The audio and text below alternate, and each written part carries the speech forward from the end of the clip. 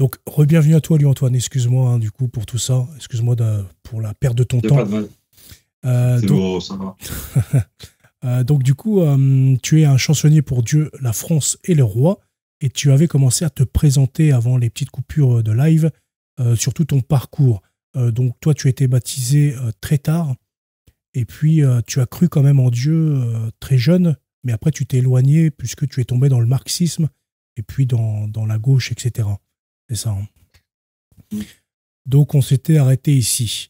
On avait également écouté ta chanson France, qui dure 2 minutes 32. Toi la fille de Rome et d'Athènes, ô combien grande doit être ta peine de voir tes enfants s'enliser dans la division, dans la haine. Toi la prodigieuse et pérenne, en voyant mutiler ses rêves de grandeur et de vérité par ta descendance infidèle. Tu espères que l'ombrisse tes chaînes et vienne enfin te libérer des régicides illuminés qui te firent veuve, toi notre reine. Tes dernières farces s'égrènent à mesure que passent les années. Dans ton supplice, n'oublie jamais ceux qui te chérissent et qui t'aiment.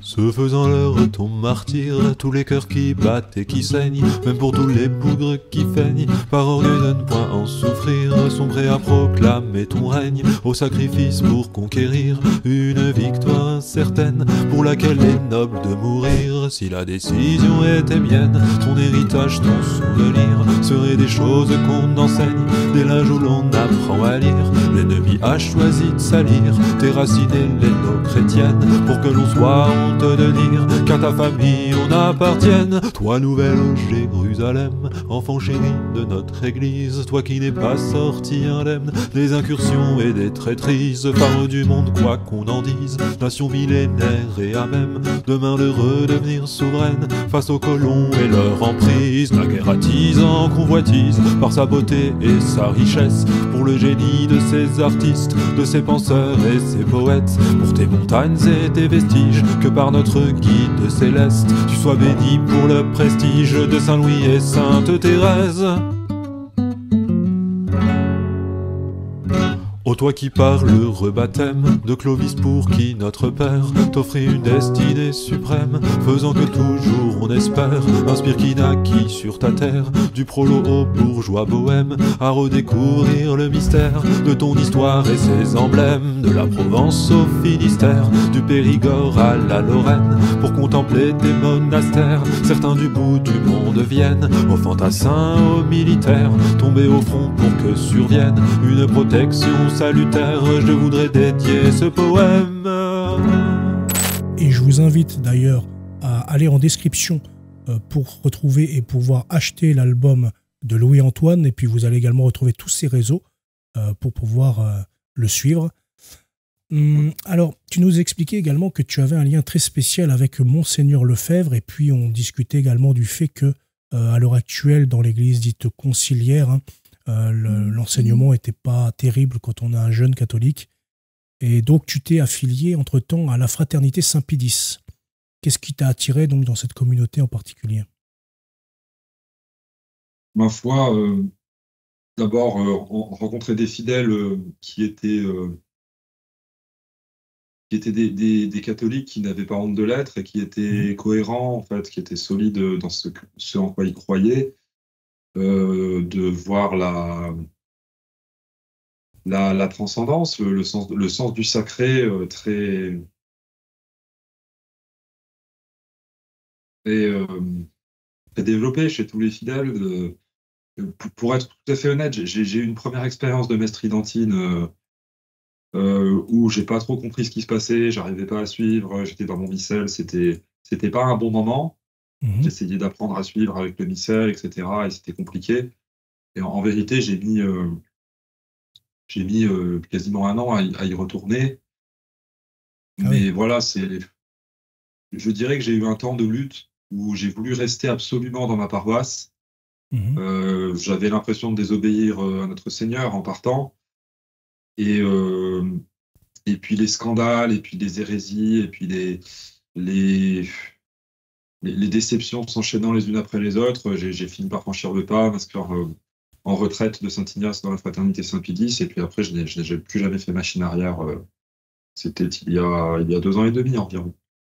D'accord, donc depuis 2 ans et demi, tu restes à la FRAT actuellement. Et puis, ça t'a permis donc de te former, hein, du coup, comme tu disais justement.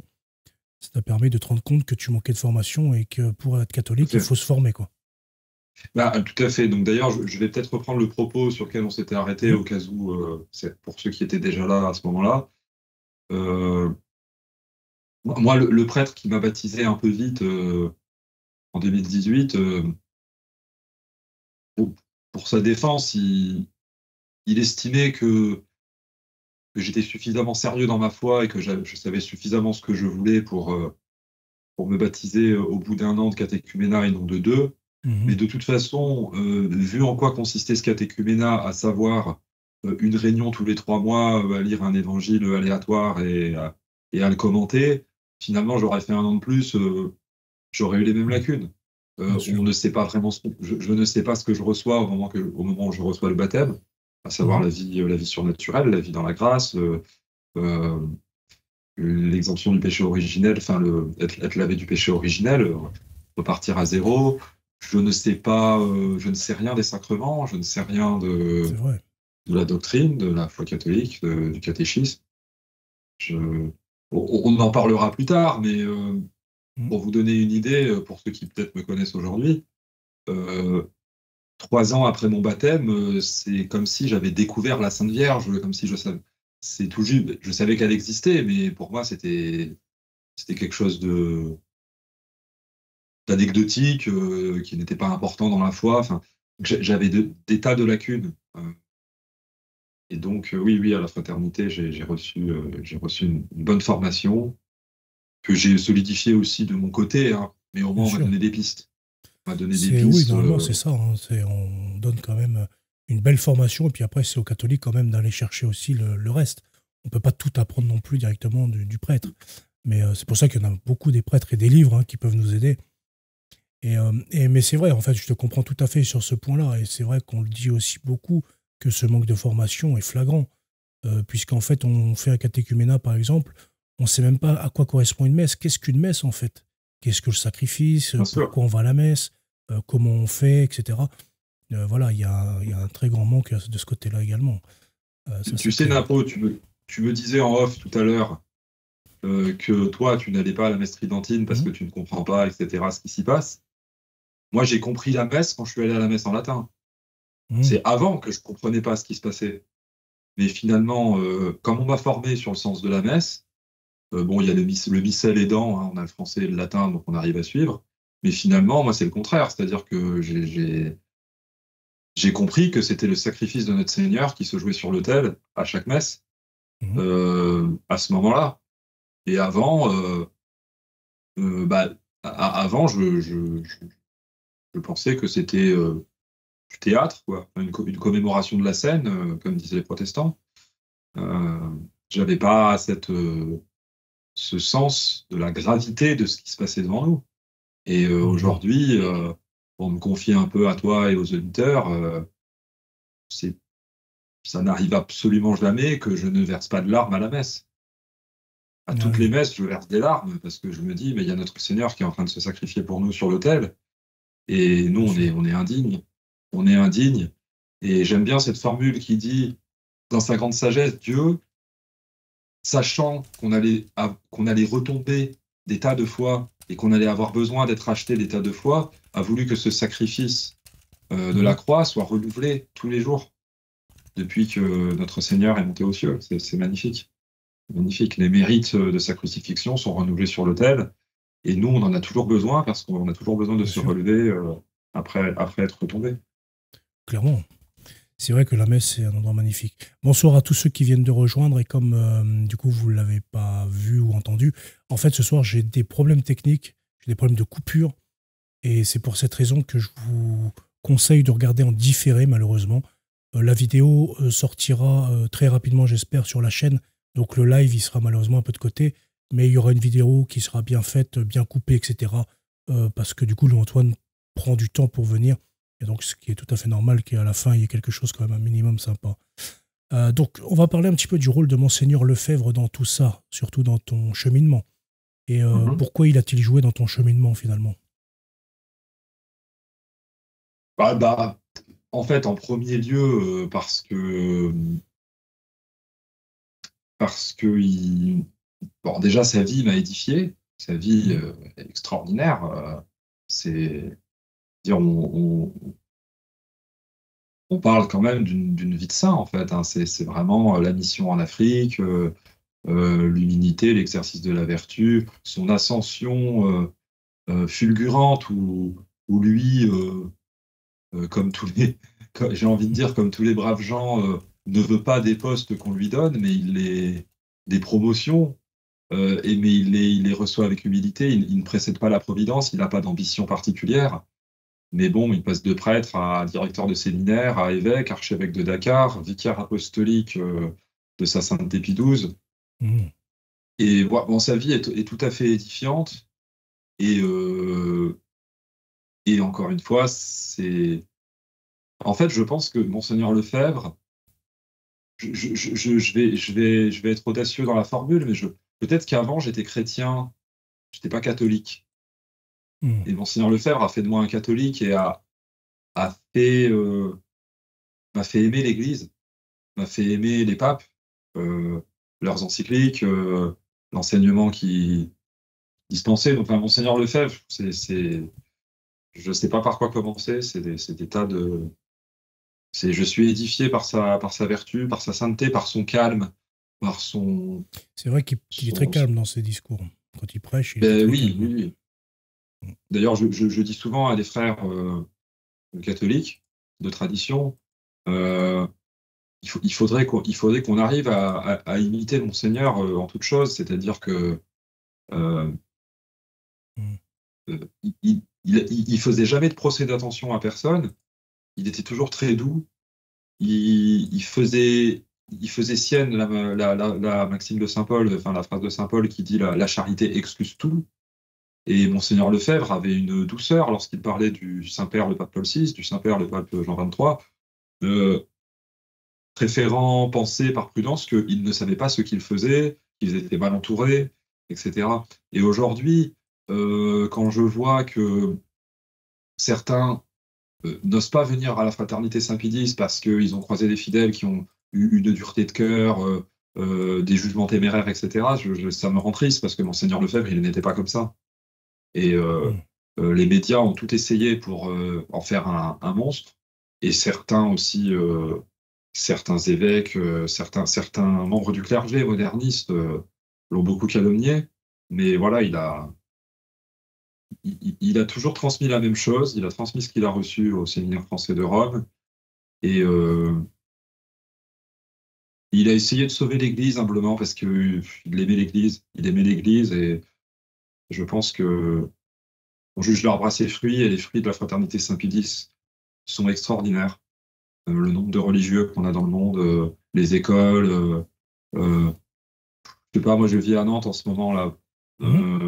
Quand on est 12 000 à la procession de l'Immaculée Conception le 8 décembre, à la procession donc de la Frate Saint-Pie X, je me dis que Monseigneur Lefebvre, il regarde ça de là-haut et il peut être fier de lui. Il a contribué à maintenir ça. Il a contribué à maintenir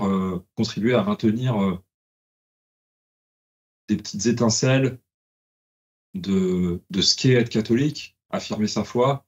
Et voilà, il n'est pas le seul, et on n'est pas les seuls à la fraternité Saint-Pie X à témoigner de notre foi. Bien sûr. Mais voilà, que ce soit les 1400 religieux que compte la fraternité Saint-Pie X, qui a été fondée en 1971, je pense que si on lisait ça dans le contexte d'une autre époque, c'est ce qu'on voit des fondateurs, Saint François d'Assise, Saint Dominique, des choses comme ça, des gens qui ont fondé des ordres. Et je veux dire, numériquement, c'est très impressionnant ce qu'il a fait. Et puis en plus, il n'a rien inventé, en fait. Il a prêché la foi de ses pères. Oui, voilà, c'est ça. Il n'y a pas de... Mais du coup, excuse-moi de t'interrompre. Du coup, juste pour rebondir un tout petit peu sur ce que tu disais, toi, du coup, pour toi, le pape est légitime, on est d'accord, hein? Bien entendu. Je peux en douter parfois, mais Oui, mais officiellement, ta position, c'est que tu reconnais que le pape ma position, c'est que moi, je refuse d'assister à une messe où le pape n'est pas le Saint-Père n'est pas cité au canon de la messe. Pour moi, je ne peux pas concevoir qu'il y ait une église catholique sans pape, qu'il n'y ait plus d'église visible. Et puis surtout, j'insiste sur une chose. Moi, je suis une brebis. Je suis un simple fidèle de l'église catholique. Je ne me prends pas pour un théologien.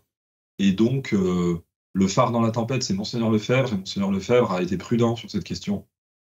Et je préfère me... Voilà, je pense que le Saint-Père ne sait pas ce qu'il fait, qu'il pense que ce qu'il fait est catholique, dû à sa formation, dû à l'environnement dans lequel il est né, etc. Mais je ne suis pas assez dévacantiste. Du coup, juste pour rebondir, comme je disais, tu y réponds ou tu y réponds pas, c'est comme tu veux. Là, c'est une question voilà, qui me vient. Mais du coup, comment tu arrives à parce que, comme on le sait, les papes de Vatican II, ils ont excommunié Monseigneur Lefebvre. Donc, comment tu arrives à faire en sorte que tu vois Monseigneur Lefebvre comme un saint, alors que pour le catholicisme, si tu es excommunié, tu as peu de chances d'aller au paradis. Après, seul Dieu sait, mais je veux dire, quand on est excommunié, normalement, c'est quand même assez difficile après, quoi. Alors déjà, il y a le précédent. Alors déjà, bon, il y a deux choses.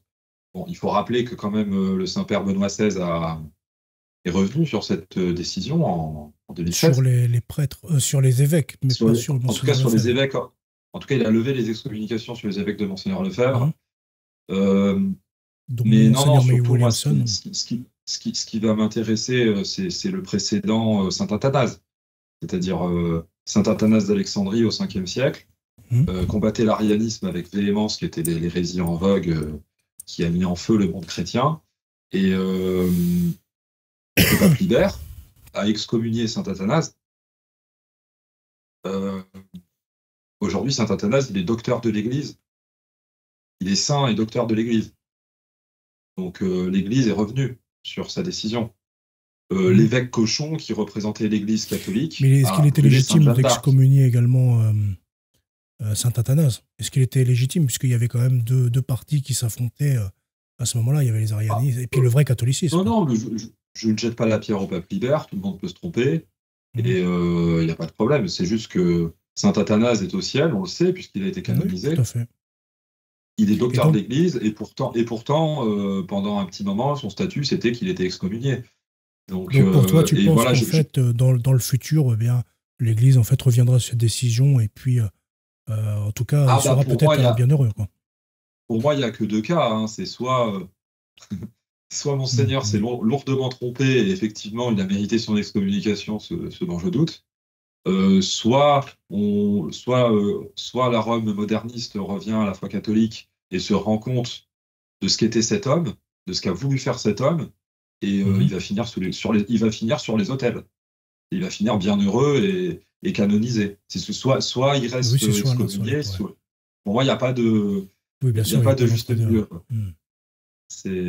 Et puis voilà, je voulais aussi évoquer le cas de Sainte Jeanne d'Arc, qui a été condamnée à mort et jugé par l'évêque Cochon, qui représentait l'Église catholique et qui plus tard a été canonisé. Donc voilà, l'infaillibilité pontificale, c'est quelque chose de très, très fin. Ça ne veut pas dire que voilà, l'Église ne peut pas se tromper en termes de foi et de mœurs quand l'infaillibilité est engagée, mais autrement, les hommes sont pécheurs et peuvent se tromper. Hein, c'est pas...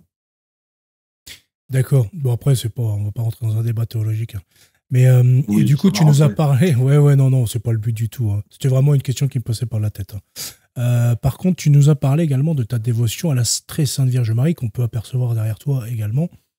Et pourquoi donc cette importance que tu lui as accordée d'un coup à la très Sainte Vierge Marie? C'est quand tu l'as découverte? Quand tu as commencé à l'apprécier, à la connaître, etc. Alors, j'ai jamais raconté ça publiquement. C'est juste avant mon passage dans la tradition. Un des derniers prêtres diocésains qui m'a confessé me dit en sortant, il me donne une pénitence, ce qui est très rare. Malheureusement, c'est très rare chez les prêtres diocésains. Et il me dit, pour votre pénitence, vous irez au pied de la très sainte Vierge Marie et vous la remercierez pour l'absolution que vous venez de recevoir. Et là, je vais au pied de la Sainte Vierge. Je vous raconte ça, c'était il y a 2 ans et demi, hein, c'était il n'y a pas longtemps. Je vais au pied de la Sainte Vierge, je la regarde et je lui dis, c'est vous qui avez fait ça? Comme si je découvrais qu'elle avait un rôle pour la première fois de ma vie. C'est vous qui avez fait ça, c'est vous qui m'avez... Je ne savais rien d'elle à l'époque. Bien sûr. Et j'ai été pris d'une profonde gratitude pour elle. Et puis, en me renseignant un peu, je me suis rendu compte que c'était bateau, mais pour aimer la très sainte Vierge, il faut connaître la très sainte Vierge. Donc, je l'ai étudié, voilà, en commençant par Saint Bernard et Saint Alphonse de Liguori. Les gloires de Marie de Saint Alphonse de Liguori, ça a beaucoup nourri ma piété mariale. Et après, l'aboutissement, c'est... je dis toujours, les gloires de Marie, c'est une somme mariologique. C'est vraiment c'est un livre incontournable. C'est vraiment... c'est pas de la... Pardonnez-moi l'expression, mais c'est pas de l'émotion de femmelette dans l'émotion. C'est rationnel. C'est pourquoi la Sainte Vierge a tel privilège, pourquoi elle est escalée, etc. Et donc, une fois que j'avais digéré Saint-Alphonse, je suis tombé sur Saint-Louis-Marie Grignon de Montfort. Qui est également un sacré livre sur le sujet. Voilà, et qui nous invite à nous consacrer comme esclaves de la très sainte Vierge Marie, parce qu'elle est médiatrice de toutes les grâces, parce que le seul fruit de la dévotion mariale, la vraie dévotion mariale, le seul fruit de la dévotion mariale, c'est que ça fait grandir en nous notre amour pour notre Seigneur Jésus-Christ, en fait. Tout à fait. Il dit même que sans ça, ça serait une dévotion à rejeter, comme une hérésie ou comme une ruse du démon. Et donc, par Saint-Louis de Montfort, on va dire que je suis allé un peu plus loin dans la démarche et je me suis consacré comme esclave de la très sainte Vierge Marie. Et après, j'ai fait quelques retraites mariales pour bien comprendre cette dévotion. Et aujourd'hui, je ne vis que pour elle et pour la consoler et essayer espérant qu'un jour aussi elle me dise tu n'as pas fait du trop mauvais travail, tu as contribué à raison de mon règne modestement et voilà, c'est une mission aujourd'hui. Qu'elle soit d'autres avocates au ciel, en tout cas on essaie de prier pour ça. En tout cas. Oh là là. Sacrée avocate. Oui. Du coup, on va passer un petit peu à ton album qui s'intitule Dieu, la France et le roi. D'ailleurs, je vous invite en description, si vous voulez le commander, vous avez le lien directement qui arrivera sur le site dieulafranceetlroi.fr, donc de Louis-Antoine. Et du coup, ça le soutient. Et en même temps, donc, vous allez pouvoir commander son album.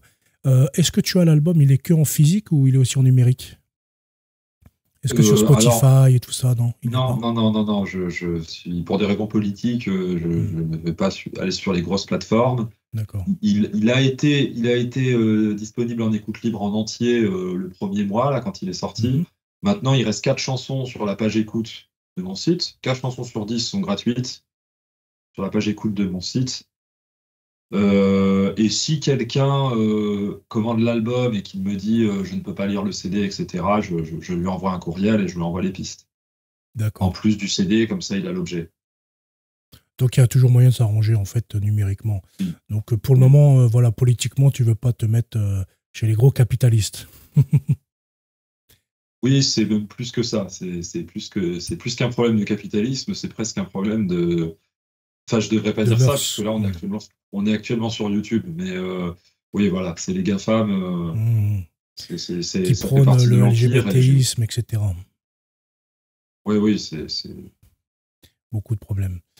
Donc pourquoi ce titre d'ailleurs? Pourquoi tu as choisi donc Dieu, la France et le roi? Parce que du coup, qui dit catholicisme dit formation catholique. Dit formation catholique, forcément, c'est étroitement lié à l'histoire de France. Et donc, c'est pour ça que tu es revenu au roi de France et à la France catholique. Le titre de l'album, excuse-moi, c'est vrai que ma question, elle est un peu... Donc, ton titre de l'album, c'est Dieu, la France et le roi. Alors, le titre, par rapport au titre, c'est un titre qui est une hiérarchie. Dieu, la France et le roi. Donc, Dieu premier servi. Dieu premier servi. Et la France et le roi comme comme outil pour aller à Dieu. Ça paraît assez froid, hein, dit comme ça. Pourtant, j'ai un amour ardent pour mon pays et pour la figure du roi. Mais ce ne sont en réalité que des moyens pour aller à Dieu. Voilà, on a la chance d'être la fille aînée de l'Église. Même si aujourd'hui on est occupé par la République maçonnique et on est plutôt la fille aînée du diable. Mais la France ne périra jamais et restera fille aînée de l'Église, nous l'a promis Saint Pie X, nous l'a promis Saint Rémy. Mais elle doit être fidèle à sa mission divine. Elle doit être fidèle à sa mission divine et voilà, voilà, la France est un outil, puisque finalement, des gens qui aiment la France, il y en a plus que des gens qui aiment Dieu. Ils détestent. Oui, aussi, oui, bien sûr. En France. Oui, tout à fait. C'est-à-dire, donc voilà, c'est par l'histoire de France, on peut se rendre compte que c'est la foi de nos ancêtres. C'est la foi de nos ancêtres. Excuse-moi. Oui, c'est la foi de nos ancêtres qui a bâti les cathédrales, qui a bâti l'âge d'or de la civilisation, qui est la fin du Moyen-Âge, hein, honteusement appelé le Moyen-Âge, mais qui est l'âge d'or de la science et de la civilisation européenne. C'est vrai. Et non, je pense que c'est un bon biais, je pense, pour emmener les gens à Dieu. J'ai des témoignages de gens qui se sont convertis, un ancien nationaliste notamment, qui était nationaliste plutôt tendance païenne et qui, tombant sur Sainte Jeanne d'Arc, s'est dit mais qu'est-ce qui se passe là? Je comprends pas cette partie de notre histoire. Qu'est-ce qui s'est passé pour que cette gamine de 15 ans prenne la tête des armées françaises et remette le roi sur le trône? Quand on analyse la situation, quand on remet dans le contexte politique, voilà. mais c'était presque aussi désespéré qu'aujourd'hui. Hein. Tout à fait. Et je pense qu'on peut bouter encore les anglo-saxons une seconde fois, mais ils sont revenus. Mais voilà, j'ai eu des témoignages de gens qui se sont posés des questions à cause de notre histoire et qui sont venus à Dieu grâce à ça. Et du coup, en fait, tu t'es intéressé à l'histoire suite à ta conversion au catholicisme, parce qu'avant, en fait, est-ce que l'histoire, ça te plaisait, l'histoire de France, ou alors tu avais celui du logiciel de la République et puis de l'éducation nationale? Voilà, un peu le début à la Révolution, et puis avant, on s'en fout, quoi. Oui, j'avais le logiciel de base républicain, plus le logiciel marxiste. Ouais, en plus. Qui est pas exactement le même, mais on reste sur les mêmes a priori, l'obscurantisme catholique, voilà, la révolution qui libère, les lumières qui nous sortent de l'obscurantisme, etc. Enfin, toutes ces fadaises. Et non, j'avais un intérêt pour l'histoire, mais non, véritablement, il y a 3-4 ans, je me suis formé tout seul chez moi. J'ai acheté des quantités de livres d'histoire, en commençant par Bainville, parce que je savais que c'était Bainville, c'était assez incontournable. Et voilà, j'ai passé, je dirais, de Clovis à nos jours, j'ai tout dégrossi. Et puis après, je me suis spécialisé dans des périodes pour nourrir aussi mon média, Dieu, la France et le roi, parce que Dieu, la France et le roi est un média dans lequel je produis des articles sur l'histoire de France aussi. Donc oui, dans la passion pour l'histoire, et plus tard, oui, et c'est sûrement lié à la fois, oui. Oui. Je pense, du coup, Après, c'est vrai que quand on fait des recherches après sur le catholicisme dans l'histoire, forcément, c'est vraiment lié, tout est lié, quoi. Et d'ailleurs, pourquoi? Parce que tu es légitimiste, hein, il me semble. C'est bien ça, hein. Alors oui, je suis légitimiste. Et pourquoi pas donc a priori, réaliste ou bonapartiste? Pourquoi pas l'orlanisme ou le bonapartisme? Pour des raisons légales, en fait. Hein, pour moi, le légitimisme, c'est vraiment quelque chose de... En fait, moi, j'ai qu'un critère en politique. J'en ai qu'un. Est-ce catholique? C'est mon seul critère. Grand critère. Ça balaye beaucoup et de choses. Je me dis, le légitimisme correspond en fait à la position catholique, où il n'y a pas de subjectivité, où on est là, oui, mais je préfère celui-là, lui il est sympa, lui il parle bien, lui il est par droit de conquête, machin. Non, il y a une loi salique du royaume de France, la primogéniture mâle, Et puis voilà, qui nous désigne Louis XX de Bourbon comme roi de France. Voilà, c'est la loi et c'est comme ça. Après, si le Seigneur nous indique quelqu'un d'autre, je suis tout à fait ouvert, mais jusqu'à preuve du contraire, le roi de France est Louis XX, le Seigneur duc d'Anjou. Et la doctrine légitimiste me plaît aussi parce que contrairement à la doctrine de Maurras dans laquelle j'étais avant, qui a été une passerelle, je suis devenu royaliste par Maurras et après je suis devenu légitimiste. Contrairement à la doctrine de Maurras, il n'y a pas cette déification de la nation. Oui, c'est vrai. On trouve dans Maurras. Et il y a surtout, il y a le Christ roi, en fait. Il y a vraiment ce rappel de le roi de France, c'est notre Seigneur Jésus-Christ, la reine de France, c'est la très sainte Vierge Marie. Et entre guillemets, Monseigneur le duc d'Anjou, c'est le lieutenant, et pas plus. Ça place Dieu avant, Dieu premier servi, comme tu disais tout à l'heure. Oui. Oui, c'est ça. Eh bien, très bien. Bon, tu as très bien répondu, c'est très bien. Du coup, comment tu vois ta place toi, en tant qu'artiste musicien dans l'évangélisation? Est-ce que la musique est importante d'après toi pour évangéliser aujourd'hui? Oui, sinon je le ferais pas. Moi, j'ai choisi ce biais-là parce que c'est tout bête, mais je savais faire ça, donc j'ai fait ça. C'était ton talent. Oui, j'en ai toujours fait, donc oui, c'est bien sûr, c'est un cheval de Troie. C'est un cheval de Troie, c'est dans le bon sens du terme. Ça me donne accès à des gens auxquels nos prêtres n'ont pas accès, parce qu'en fait, déjà, il n'y a plus de prêtres missionnaires. On est en manque de prêtres. Tout à fait. On est en manque de prêtres. Nos prêtres, ils s'occupent déjà de sanctifier leurs brebis, dont je fais partie. Et moi, par la musique, en fait, je peux aller chercher des gens, leur parler de Dieu par la chanson, et puis en général, on discute après les concerts. Et puis potentiellement, si relation se crée, s'il y a une conversion qui s'enclenche, je les remets dans les mains de l'autorité légitime, à savoir nos prêtres. Et moi, j'aurais fait mon travail. C'est-à-dire que c'est ça, tu es un relais pour l'Église, quoi. Oui, je pense que vu les temps qu'on vit, je crois qu'il y a une... Bon, je dis pas, tout le monde ne peut pas le faire à ce point-là, c'est-à-dire comme moi, ça me prend... ça embrasse toute ma vie. Comme tu disais. Moi, je fais 30 000 km par an en autostop pour évangéliser, plus les concerts, etc. Chacun, à la place où Dieu l'a mis, doit faire sa part d'apostolat.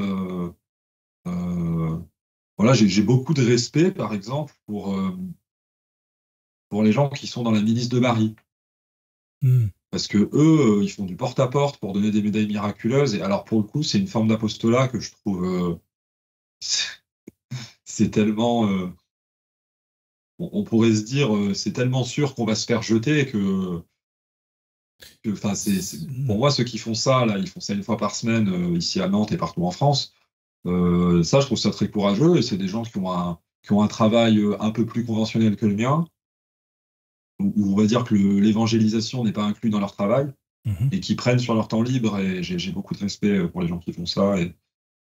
Et je pense que il faut regarder Notre-Dame de la Salette, qui nous appelle à être des apôtres des derniers temps. Je pense qu'elle s'adresse à tout le monde, elle ne s'adresse pas juste aux prêtres. Tout à fait. Et voilà, je suis très inspiré par cet appel. Puis je suis dauphinois, donc la Salette, c'est mon apparition locale. Donc voilà, si ça peut galvaniser vos auditeurs, j'espère que les témoignages les aidera. Il n'y a pas de doute, il n'y a aucun doute. Ça fait toujours plaisir d'entendre un frère catholique, le témoignage des frères, etc. Ça nourrit notre propre foi. C'est pour ça qu'il est important en tant que catholique de témoigner sa vie. On va parler un petit peu de ton album, encore une fois d'ailleurs, parce que tu as 10 chansons dedans, c'est ça, comme tu as dit tout à l'heure. Est-ce qu'il y en a une qui te tient particulièrement à cœur? Et pourquoi d'ailleurs? Enfin, si jamais tu en as une. Par amour de marraine. Pour la Sainte Vierge, quoi. Oui, puis j'ai pas trop le choix, si vous voulez, pour être taquin. Non, mais évidemment, par amour de marraine, bien sûr. C'est à Jésus par Marie. Et il n'y a que ça, qui compte. Le reste, c'est du détail. Si les autres chansons plaisent, tant mieux. Mais c'est vraiment celle qui te, ouais, vraiment c'est celle que tu oui, places oui, au-dessus oui, de tous les titres, quoi. Tu m'as dit d'en citer qu'une. Oui, bien sûr. En fait, la particularité de cette chanson, c'est que je pense que c'est la seule fois de toute ma vie. C'est-à-dire que pendant longtemps, j'ai pas sorti l'album parce que j'avais 9 chansons et. Enfin, en fait, non, j'avais pas 9 chansons. J'avais assez de chansons pour faire un album, mais il manquait une chanson à la Sainte Vierge. Et en fait, ça a retardé le projet de 6-8 mois parce qu'à chaque fois que je l'écrivais, elle était médiocre et ça venait pas. Et je suis descendu à Lourdes avec des amis très chers et voilà, je demandais à la Sainte Vierge, inspirez-moi quelque chose digne, un tant soit peu digne de vous. Et après Lourdes, je suis rentré là où nous logions et j'ai pris un stylo, ça s'est écrit tout seul. Et en fait, finalement, quand cette chanson elle a abouti, quand je l'ai chantée, et puis plus tard, quand je l'ai enregistrée et que j'ai écouté la version finale, je me suis toujours dit, mais cette chanson, elle n'est pas de moi, quoi. C'est pas possible qu'elle soit de moi parce qu'elle est. T'es inspiré, quoi. Parce qu'elle est bonne. Enfin voilà, j'aime ma propre chanson parce que je sais que l'Esprit Saint me l'a inspirée et que je suis pas pour grand chose. Donc c'est très particulier cette chanson. D'accord. Donc du coup, la prochaine question, c'était concernant l'inspiration. Donc est-ce que avant d'écrire, tu fais comment? Tu pries, tu fais un jeûne, tu fais une retraite, tu fais quelque chose de J'avais particulier? pas pensé à faire un jeûne avant d'écrire. Ouais. Bonne idée. Certains non, font des jeûnes. En vérité, j'ai une vie passionnante par la route. Il m'arrive des tas de choses. Je fais des rencontres édifiantes, mais tellement que j'ai pas le temps de les digérer toutes. Enfin, et en fait, maintenant, ce qui se passe, c'est que parfois, je n'écris pas pendant 2-3 mois. Et puis, je m'inquiète pas. Je sais que le jour où j'aurai un moment, je vais faire une prière à l'Esprit Saint, un Ave Maria.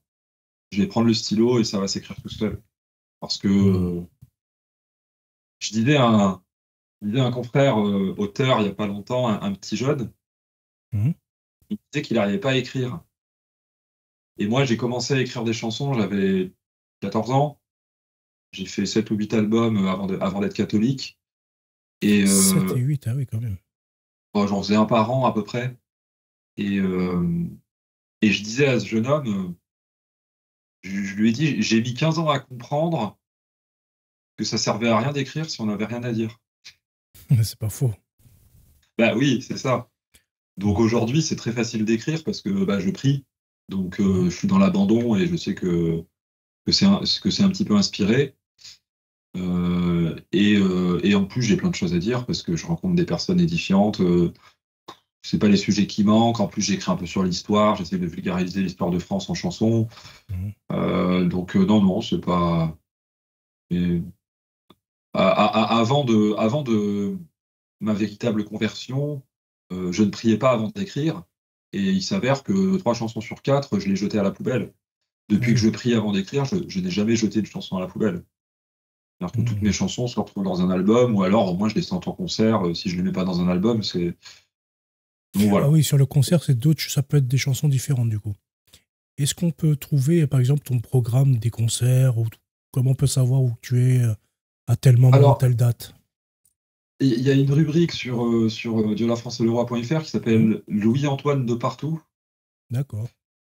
Et que je mets à jour une fois par semaine, et sur laquelle on peut. En fait, les véritables concerts où je suis invité sont annoncés en avance. Ça, c'est plutôt des concerts le vendredi, samedi.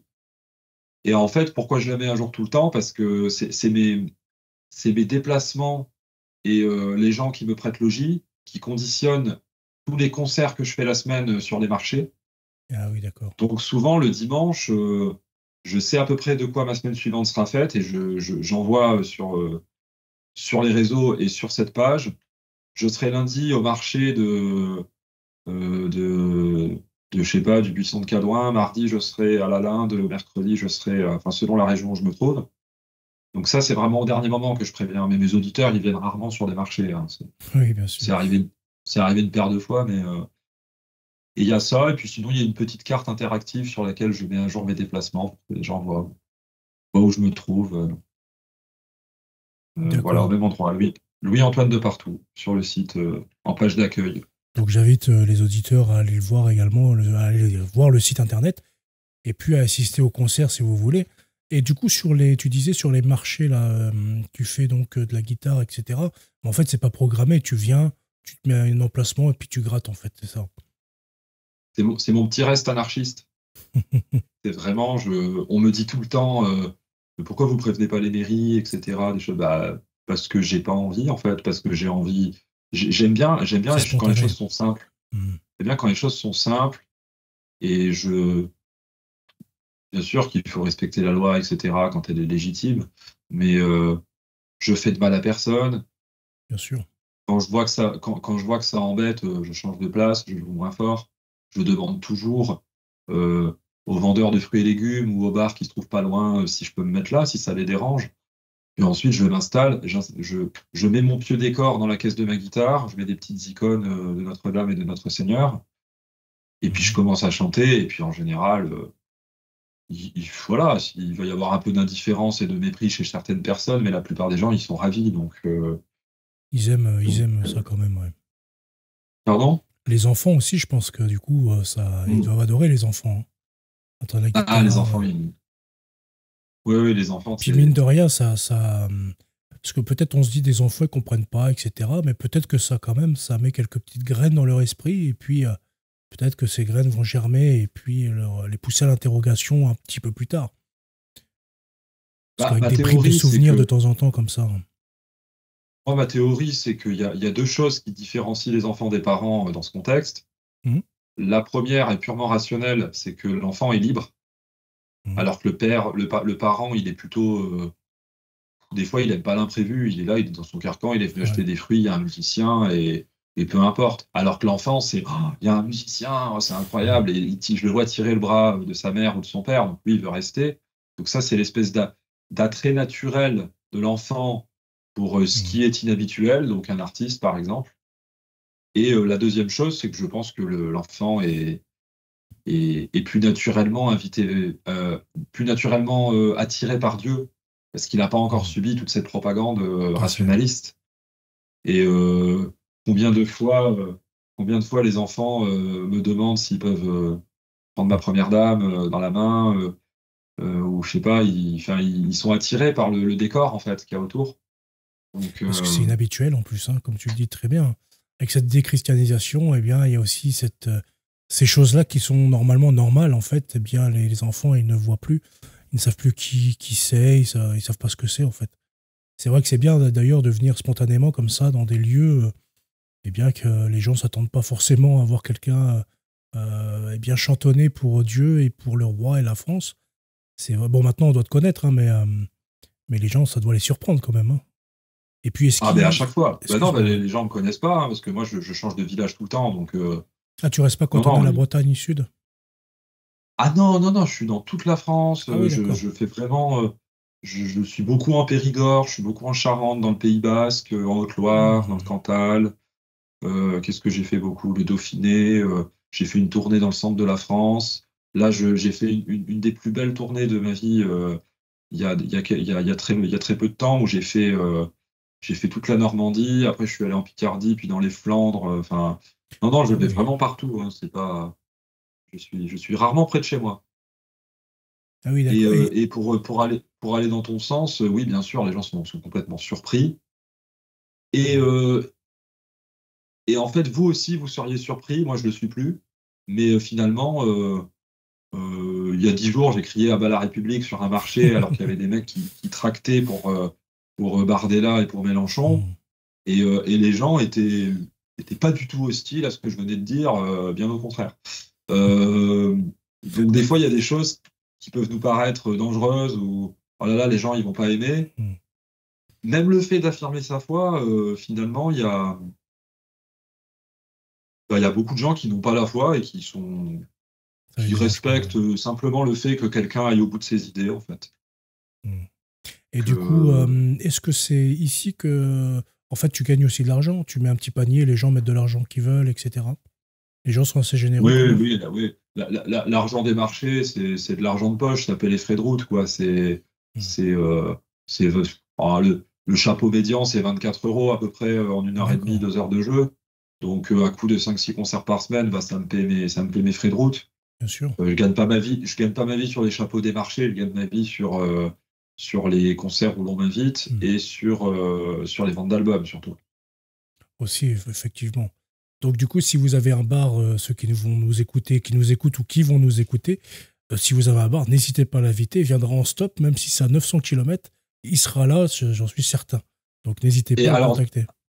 Même un bar ou une fête privée, même si vous êtes 6 ou 7, je viens, c'est pas grave.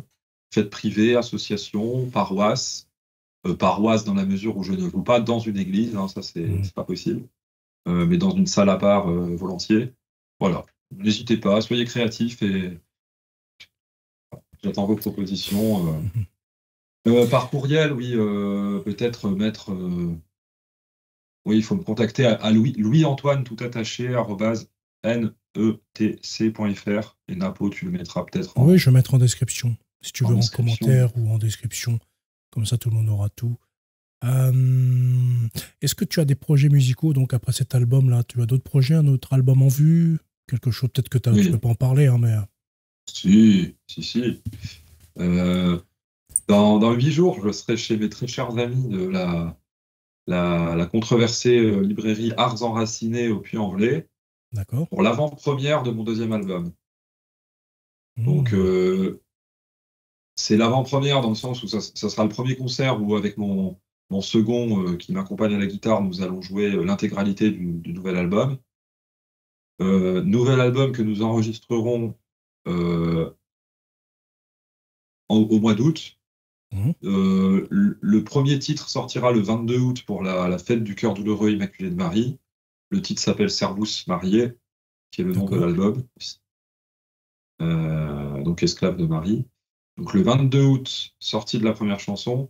Et le 15 septembre, pour la fête de Notre-Dame des Sept Douleurs, l'intégralité de l'album sortira en ligne. Il sera en écoute libre, gratuite, pendant un mois, et puis vous pourrez commander l'album. D'accord. Eh bien, n'hésite pas à me donner tout ça dès que c'est sorti, et moi je ferai de la publicité pareil sur le site, sur lecateau.fr, etc. On va parler maintenant, on va retourner un petit peu dans l'histoire, après les albums. Parce tu m'as dit que t'aimais beaucoup l'histoire. Et si jamais, par exemple, tu pouvais voyager dans le temps, dans quel siècle ou quel moment historique tu aimerais bien revivre et pour quelle raison? Alors, je vais jouer le jeu. Je vais jouer le jeu, mais j'ai envie de te dire, Napo, cette époque-là. Bah oui. C'est bien. On a l'impression d'être au temps apostolique. Il y a tout à faire aujourd'hui. Il y a tout à faire aujourd'hui. Et on se plaint beaucoup, mais finalement, je me dis, la situation est tellement grave que on a moins la possibilité d'être tiède. C'est vrai. Aujourd'hui, il faut s'affirmer fortement. Et oui, et puis surtout, on voit tous ces gens autour de nous qu'on aime, hein, des proches ou des passants, qui croupissent dans le matérialisme et qui ne s'ouvriront jamais leurs envies. Pour beaucoup, sont malheureux. Et nous, on a cette flamme dans le cœur, on a la voie, la vérité et la vie, notre Seigneur Jésus-Christ, et on se sent particulièrement élu, quoi. Enfin, non que nous le soyons, nous ne sommes pas élus. Dieu donne sa grâce à tout le monde et tout le monde peut se convertir à Dieu. Mais c'est vrai qu'aujourd'hui, on se sent chanceux. Après, pour jouer le jeu,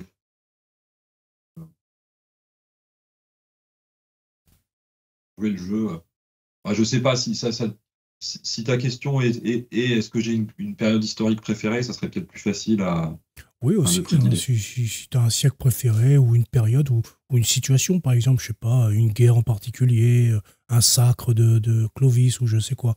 Tu vois, si tu un petit moment comme ça que je sais pas, t'aimerais bien vivre pour de vrai, si tu pouvais te téléporter. La prise de Jérusalem par Godefroy. Ouais, c'est vrai, ça pouvait surtout sacré, impressionnant. Bah oui, c'est la Jérusalem franque, c'est extraordinaire. Et puis les croisades, beaucoup en parlent, et peu les ont étudiées, mais finalement, on se rend compte que dans cette période, bon, il y a un peu de tout, mais il y a quand même des séquences de, je sais pas, quelque chose de beau, un espèce de respect mutuel entre chevaliers francs et chevaliers seldjouki d'obédience plutôt musulmane. Il y a des périodes, Godefroy est un souverain magnanime qui, après la victoire, n'humilie pas le vaincu et fait en sorte que ça puisse bien se passer là-bas pour que chrétiens et musulmans puissent à peu près vivre ensemble autant que faire se peut. Et quand je vois l'entité sioniste en plein génocide depuis 1948 contre le peuple palestinien, je me dis ouais, on aurait particulièrement besoin d'un souverain vraiment chrétien là-bas pour pacifier. Du retour du royaume catholique. Oui, par exemple, ouais, bah oui, ça serait magnifique. Tout à fait. Ça serait magnifique. Je pense souvent à Saint-Louis qui a refusé d'aller à Jérusalem. On lui a proposé d'aller à Jérusalem lorsqu'il était à Saint-Jean d'Acre, et il a dit que ça. Il a dit que il pouvait pas y aller tout seul en fait. Il aurait voulu y aller avec ses gens, En gros, il s'est dit si les pèlerins peuvent pas y aller, je vois pas pourquoi moi j'irai. Je ne mérite pas de voir le Saint-Sépulcre vu qu'il est occupé par les ennemis du Christ. Ben, moi, j'ai envie de dire la même chose quand on me dit d'aller à Jérusalem. Je me dis bah non. Tant que l'occupant sioniste sera là-bas, voilà, si j'y vais, c'est pour planter une fleur de lys au sommet, mais sinon, c'est pas la peine. Ou pour visiter d'autres lieux français là-bas, le seul lieu d'ailleurs des rois, les tombeaux des rois, que d'ailleurs Gilbert Collard, non, c'est pas Gilbert Collard, c'est comment l'autre je me rappelle plus, celui qui est sur CNews. Non, Gilbert Collard, c'est un gars du RN, je crois, non? Non, c'est l'autre, son comparse, qui est avocat, là. Je sais plus comment il s'appelle, j'ai oublié son nom. D'ailleurs, qui a tout fait pour que cette propriété revienne à Israël. Enfin bref, ça c'est encore un autre débat. Et oui. Quelle vision tu as de la France aujourd'hui, de son avenir? Est-ce que tu penses qu'il va y avoir un renouveau catholique? Parce que là, on voit, il y a beaucoup de baptêmes, d'explosion de baptêmes en France, que ce soit chez les militaires, chez les laïcs, enfin voilà. On voit qu'il y a un renouveau catholique un peu, non? J'ai beaucoup d'espérance. J'ai beaucoup d'espérance, et pas d'espoir, hein, parce que pas d'espoir, beaucoup d'espérance. Que l'espoir, c'est quelque chose de très matériel et de très rationnel. Mon espérance est un peu rationnelle aussi, mais c'est-à-dire que je pense que nos ennemis ont proposé une société athée en fait depuis 2 siècles et matérialiste qui arrive clairement au bout de sa proposition. Alors effectivement, il y a des gens c'est vrai qu'il y a beaucoup de gens qui visiblement ça leur convient.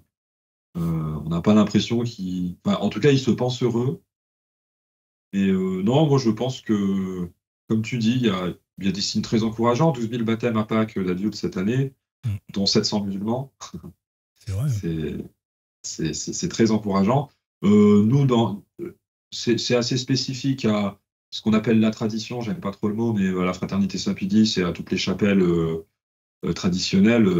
C'est extraordinaire le nombre de convertis qu'on voit arriver tout le temps, quoi. Et puis à quel point les messes sont pleines à craquer. Je sais pas, ici on a 21 messes par semaine à Nantes, dans notre paroisse. Oui, Nantes, il y a beaucoup. On a 3 messes le dimanche.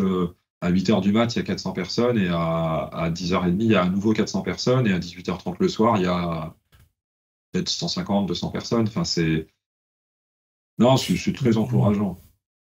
Mais clairement, de toute façon, les gens ont besoin de retrouver un peu de limites, de fermeté, et puis des repères surtout.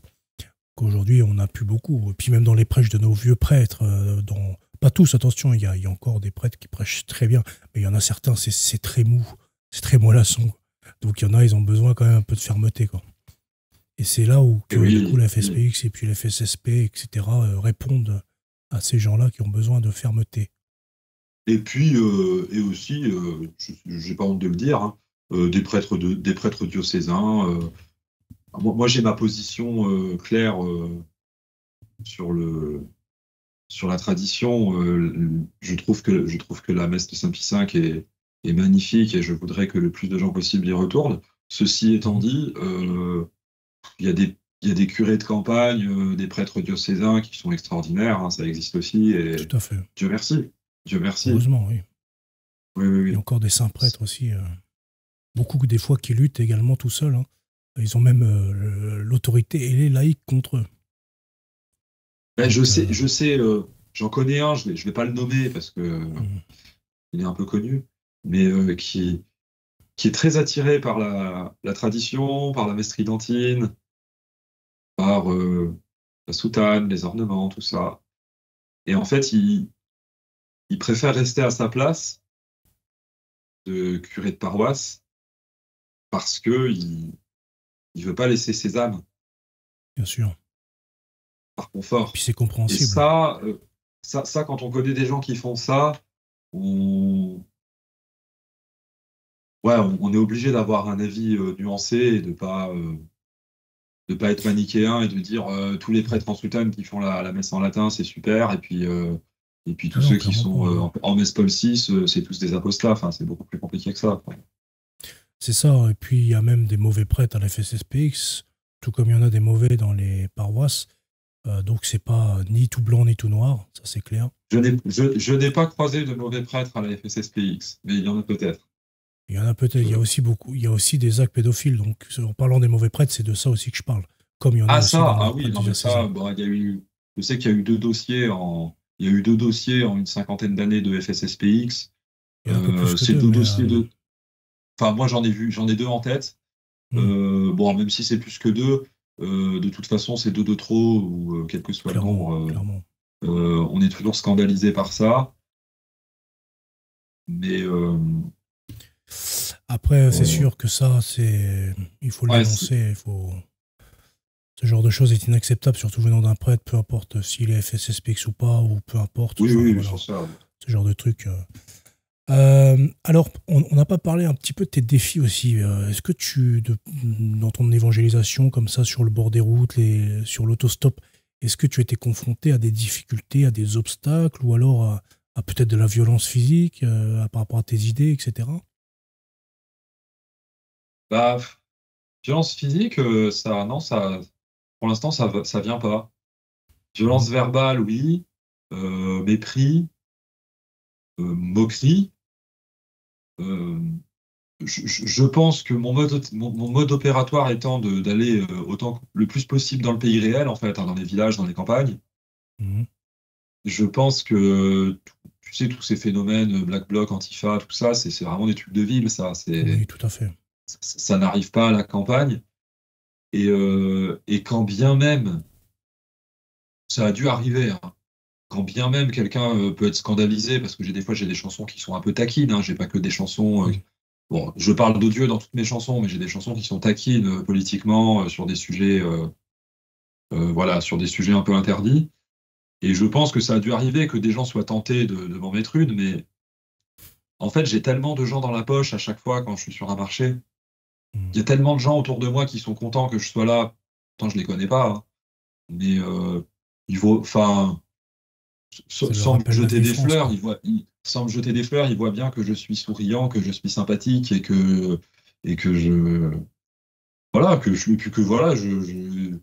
j'égaye un peu leur journée. Donc s'il y avait un mec qui voulait me chercher des noises, je sais qu'il y aurait la moitié du marché pour me défendre, hein, donc a priori ça n'arrivera pas. Et dans tes chansons, c'est quoi que tu prends comme inspiration? C'est du Brassens, tu me disais, du Brel aussi peut-être? C'est un peu tout ça, la vieille France, un peu? Enfin, quand je dis vieille France, c'est péjoratif, hein, attention. Oui, en termes de paroles, c'est Brassens, c'est le modèle, parce qu'il est je sais pas, pour moi, il a tout ce qu'il faut. Enfin, il est populaire. C'est-à-dire qu'il est soutenu et populaire en même temps. C'est-à-dire en même temps, c'est pas les mêmes Français à l'époque. Les Français à l'époque, ils parlent français. Donc c'est plus facile. C'est qu'aujourd'hui, la langue française a pris un coup. Mais non, c'est Brassens parce qu'il aime les humbles. Donc ça m'inspire beaucoup. Ça se voit qu'il ne considère pas que son métier est plus grand que celui des hommes, bien au contraire. Il est plus édifié par les gens qui ont un vrai métier paysans, qui sont artisans, qui sont mères au foyer, qui sont des choses. Ouais. Donc oui, sur les paroles, c'est plutôt forme Brassens. Et ce qui m'inspire, c'est plutôt d'autres disciplines, en fait, finalement. C'est mes études historiques, c'est la théologie, la mariologie, la vie des saints. Dans le contenu, c'est ça qui m'inspire. Et musicalement, je dirais que même si c'est toujours à la guitare classique et que c'est toujours de la chanson à texte, je dirais que ma musique a quelque chose de moderne, puisqu'on va dire que j'ai digéré toutes les influences que j'ai eues entre 10 et 25 ans. J'ai été dans le rock, dans le reggae, dans le ska, dans la funk, dans le metal, dans le rap, dans le blues, j'ai fait de la country, j'ai fait de la musique celtique. Donc finalement, j'arrive à varier un peu mes chansons. C'est toujours un peu les mêmes instruments, mais c'est jamais vraiment les mêmes dynamiques rythmiques. Donc voilà, je suis influencé par beaucoup de choses. Ah oui, tu es passé par beaucoup de courants, du coup, musical, artistiquement. C'est vrai que ça a dû te donner pas mal d'outils pour aujourd'hui, pour varier un petit peu. Enfin, après, je connais pas trop la guitare, je vais pas m'avancer dedans, mais j'imagine que le rythmique change par rapport à du ska ou du métal, etc. Oui, puis en plus, j'ai une formation de percussion classique. Moi, la seule discipline que je pratique vraiment de façon orthodoxe, c'est la percussion classique. J'ai eu 10 ans de cours quand j'étais petit. La guitare, j'ai appris tout seul, le piano également, la basse également. Et en fait, déjà, je joue de la guitare à l'envers, donc ça, personne ne fait ça. Donc mon jeu, il peut pas trop ressembler au jeu d'un autre. C'est pas orthodoxe que je fais. Donc voilà, je suis influencé par ma formation percu qui fait que rythmiquement, je suis performant, mais je suis pas du tout guitariste, c'est un malentendu. Tu es autodidacte finalement. Tu as tout appris tout seul en fait. Ouais, excepté le solfège que j'ai appris avec la musique, mais après oui, j'ai appris sur le tas en faisant. Ouais.